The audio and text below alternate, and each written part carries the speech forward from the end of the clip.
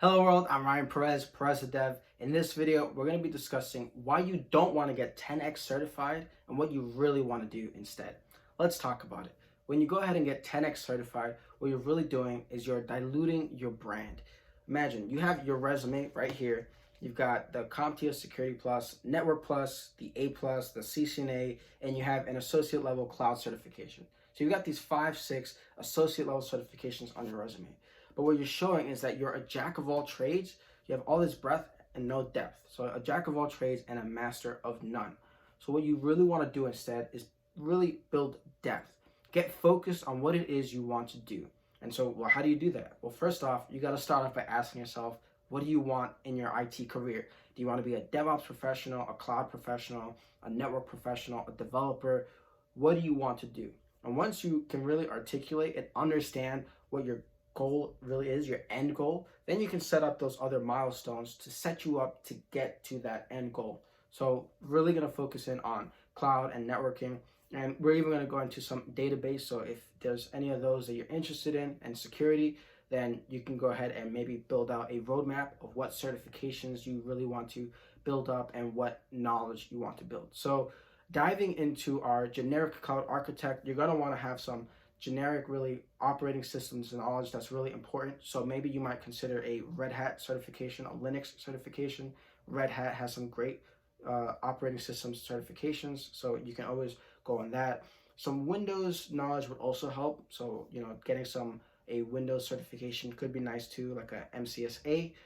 Now you also want to get a professional cloud certification, whether that's the AWS Certified Solutions Architect or even Azure or GCP. As long as you've got one to show, hey, you understand cloud, then you're set up for success.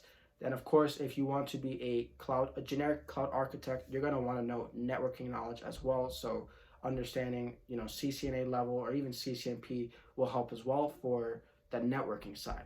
Now, if you want to do more cloud infrastructure architect, then yes, you definitely need a lot more depth for your networking. So you're going to want either a CCNP or a CCIE. And so again, that's Cisco Certified Network Professional or Cisco Certified Internetwork Expert.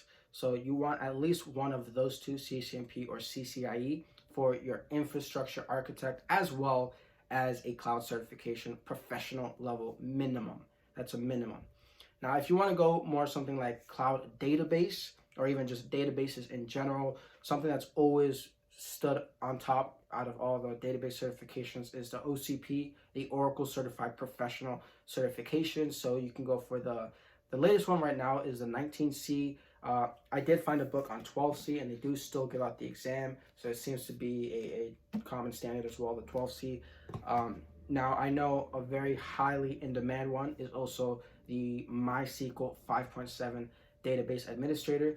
And a little benefit I found with that is you actually don't have to go and get a class. So with the 19 and 12C professional certifications, it does require that you purchase a class. But the MySQL 5.7 does not. All you have to do is just pass the certification. And Oracle is actually offering a free 1-year subscription to their learning sort of education portal. So that's another benefit you could actually jump on if you want to check that out. I'll leave the link down in the description below. But one less resource, because with the 19 and 12C certifications, the class, they're not even offering the class. So that's been something I've wanted to do, but I can't even do because they don't have the classes there to get the certification. So MySQL 5.7 might be something you want to do, but you want to have, again, the OCP Oracle Certified Professional on your resume, because again, what is your resume? It's your sales document. So if you apply for a cloud database architect role, you've got OCP right there. And then of course you want at least a professional certification in at least one cloud provider. Ideally two. I'm a big fan of multi-cloud, understanding multiple clouds. So if you have your OCP and database, right, then you've also got an AWS professional architect and your maybe GCP professional architect or even your Azure architect expert, right? At least, I would say at least 2 out of those 3 is what you want for the cloud vendors. Because once you know one cloud, you really know all of them. Once you know networking, you really know all of them because they're all the same thing, just slightly different maybe configurations and definitely different names. But that's it. They're all the same thing. So then lastly, of course, we can look at our cloud security architect. So if you want to build that depth and security, but then again, what is, cloud architecture? It's also networking and data center. I would recommend the Certified Ethical Hacker, the CEH. You can also go for the CISSP, which is a very recognized professional certification, as well as your AWS Professional or Azure Professional. Again, at least one professional certification in a cloud vendor, but I would recommend 2 because multi-cloud is always better than a singular cloud. So you have multiple vendors that you can work with instead of just one.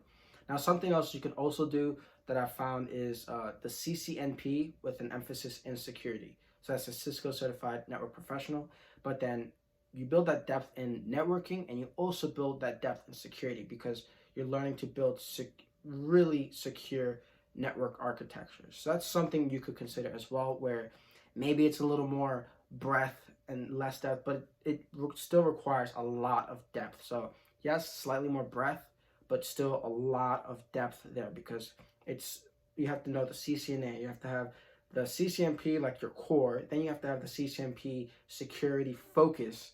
So it still requires a lot of depth within networking and within security as well. But of course, you still want to get those cloud certifications, at least a professional certification. So at the end of the day, when you apply for that role, you got 2-3 professional level certifications showing that you know the cloud and you either know your database knowledge, you either know your networking knowledge, or you know your security knowledge, and you're not just a jack of all trades and a master of none, all this breadth and no depth. You really have a lot of depth and you know networking, or you know database, or you know security, right? Again, figuring out what you want to do. So to recap, you don't want to get 10X certified because it really dilutes your overall brand. It shows that you have an interest in all these different things, but you don't really know what you want. Instead, go set up what it is you actually want to do, set up that goal, that target, and aim for it. Go for it, Once you know you want to be a network architect or developer or whatever it is, set up a roadmap for yourself. Set up a timeline, 1 month, 3 months, 6 months, whatever you can, and set up a time where, all right, I'm going to aim for getting this certification in a month or 3 months, however much time you need. And that way, over time, you're building progress towards your IT career goals. Again, making sure that you are showing yourself as a professional and you're building that depth to be a true professional and a true master in your field. I truly hope you enjoyed this video on, why you shouldn't get 10X certified. If you enjoyed, please make sure to like and follow for more content. As always, I'm Ryan Perez, PerezTheDev, and thanks for watching.